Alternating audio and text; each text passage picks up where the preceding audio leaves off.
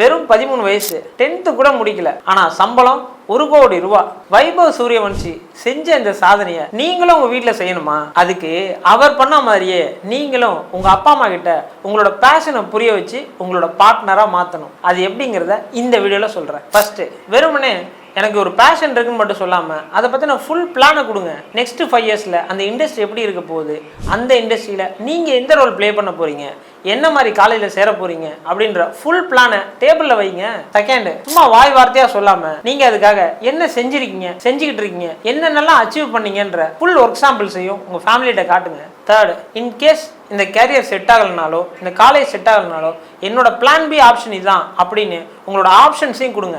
ஏன்னா Vaibhav சூரியவன்ஷியை 10th exam எழுதி முடிச்சிருக்காரு.